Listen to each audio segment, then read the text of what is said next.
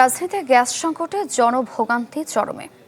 Tejgaon feeling স্টেশনের চিত্রটি আমরা জানবো। আমাদের সঙ্গে যুক্ত হচ্ছেন সহকর্মী শফি মাহমুদ সাগর। সাগর, আমি এখন যে ফিলিং স্টেশনে আছি সেখানে প্রায় 150 থেকে 200টি গাড়ির সিরিয়াল রয়েছে, যারা সেই সকাল ভোরবেলা থেকে এখন পর্যন্ত অপেক্ষায় আছেন যে কখন গ্যাস নেবেন। কিন্তু গ্যাসের প্রেশারটি এতটাই কম, যেটি কর্তৃপক্ষ বললেন যে এই প্রেশারে আসলে তারা খুব একটা গ্যাস দিতে পারছেন না। হয়তোবা কোনো গাড়িকে দেওয়ার পরে তাদেরকে আবার এই প্রেশারটাকে একটা পর্যায়ে আনার জন্য হলেও কিছুক্ষণ অপেক্ষা করতে হচ্ছে।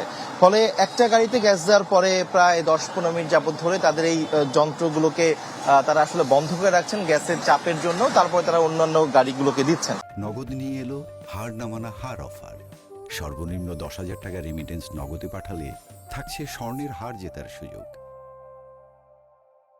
তো এই করতে করতে আসলে এক একটি গাড়িতে গ্যাস নেওয়ার জন্য যে সময় লাগছে এবং একই সাথে প্রেশার কম থাকার কারণে তাদের পক্ষে আসলে তাদের যে চাহিদা মাফিক সেই গ্যাসটি পাওয়া যাচ্ছে না।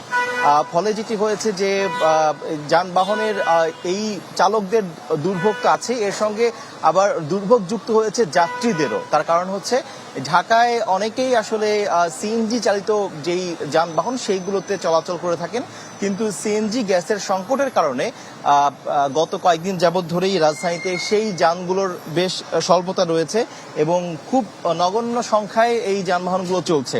ফলে যেটি হয়েছে, একই সঙ্গে যেহেতু তারা যানবাহন পাচ্ছেন না, আবার অন্যদিকে এই যানবাহনগুলোর ভাড়াও কিন্তু বৃদ্ধি হয়েছে। কারণ হচ্ছে যে যানবাহন চালকরা বলছেন তাদের যেহেতু সারাদিনে মাত্র তারা কয়েকটি ট্রিপ দিতে পারেন, তাদেরকে আসলে জমা খরচটা তুলতে হলেও তাদের আসলে বেশি বাড়তি ভাড়া নেওয়া লাগছে।